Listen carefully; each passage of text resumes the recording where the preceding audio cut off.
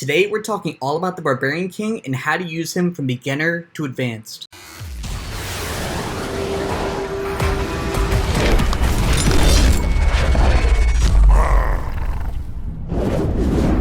Yo, what's up guys, it's Jsmith here. Hope you guys are having a great day. Today we're talking all about the Barbarian King and how to use him as efficiently as possible. We'll be starting out with some beginner tips and then moving on to some more advanced tips and replays as we progress through the video. There will be timestamps in the timelines, that way you guys can skip to more advanced tips or whatever you may need or want to learn.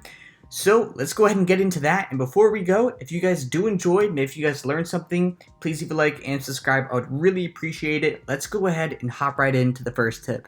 When you first get the Barbarian King, he doesn't have any special abilities and he's not much more than really just a glorified barbarian. He's just more tanky and does more damage than a barbarian itself. So when you first get the Barbarian King, you have two main objectives. When you're using him in battle, you really just want to use him as a tank to protect your back line. So you're going to send him up there with the giants and the barbarians, and you really just want him to serve as a tank for the wizards and the archers in the back line.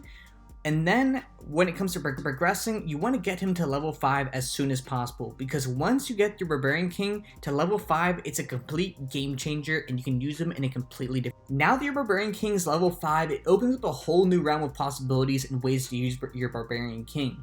But there's also some things to take into consideration of when's the best time to really use the ability, and that's what we want to talk about right now.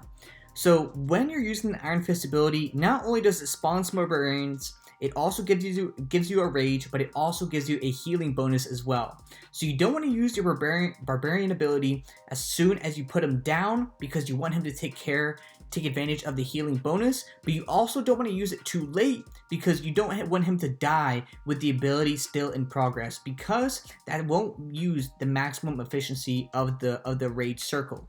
And that can be an absolute difference maker in between a 3-star and a 2-star, is if you actually got the most amount of value from your Barbarian King or not.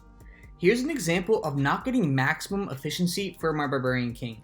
As you can see, both the Golemites are now very low HP, so they're about to die, as well as the Queen has now stepped up and is taking the aggro of the King.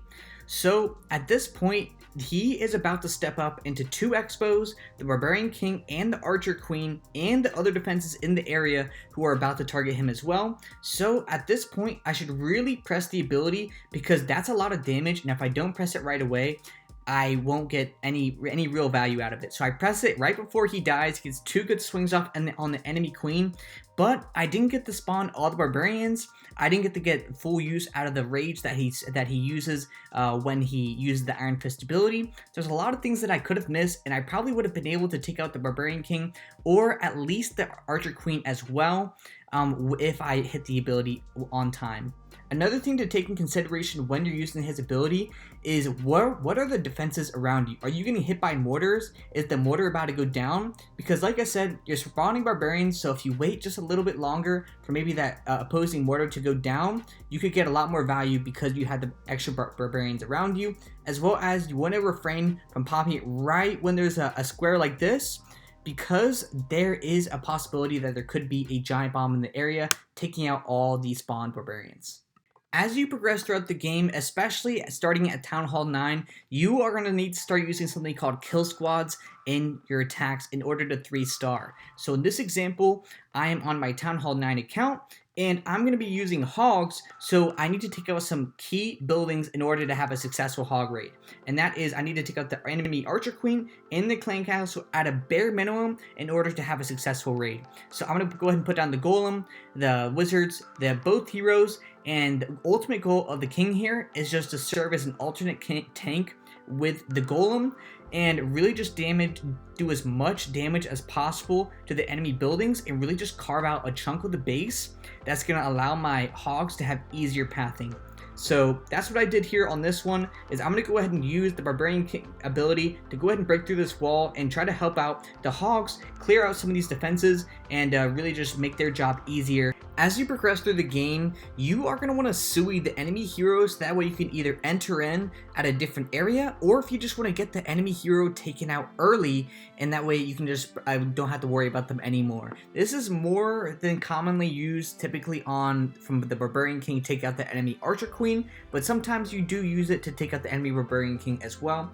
It really just depends on the base and really what your plan is. So in this instance, we are doing a go boho, and I want to go ahead and take out the queen with my king just because I want to enter in on the bottom side of the base and get some of these extra buildings down here at the bottom. So I'm going to go ahead and start getting my king in here, and I just want to give fair warning that this is not a very clean trade by any means. It is not, but I do get the Barbarian King to go ahead and take out the enemy queen, and that is really what a sui attack is.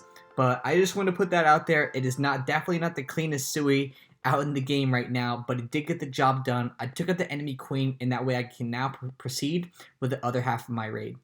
One of the best ways to use a king is to use him to funnel. So in this attack, I am doing a queen charge minor attack, and so I'm gonna go ahead and use my queen to go ahead and start off the attack by getting off some value, taking out the enemy queen, the enemy clan castle troops, and really just doing her job in the raid.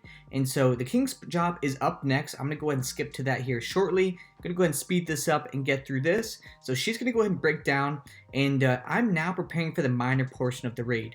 So I want my miners to go inside the core of the base and really disrupt the core. So I need to use my king in a way that's gonna help them go inside the base. I'm gonna go ahead and use my king to go ahead and funnel outside trash buildings, and so that way the miners can go inside the base and crush the core exactly where I want them to go. So I'm gonna go ahead and put him on the top. He's gonna go ahead and destroy some of these top buildings up there, and then I'm gonna go ahead and deploy my miners there at the bottom.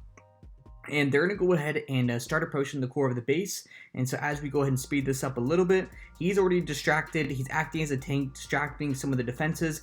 And the miners are just going through the base, crushing all the defenses. And this is going to end up being a 3 stars and a GG. And he got a ton of value just by funneling and helping take out some of the defenses as well. I just want to give you guys one final bonus tip out there. And this may or may not be common knowledge, but when you are upgrading your king, it does not upgrade the barbarians themselves. So your barbarians that you spawn actually correspond to the troop levels that you have. So even though you may have a level 47 king, if you have level 1 barbarians and your research lab, you will only spawn level 1 barbarians regardless of the king level. So make sure you upgrade your barbarians. It will only improve your Iron Fist ability with your king, making your life that much easier.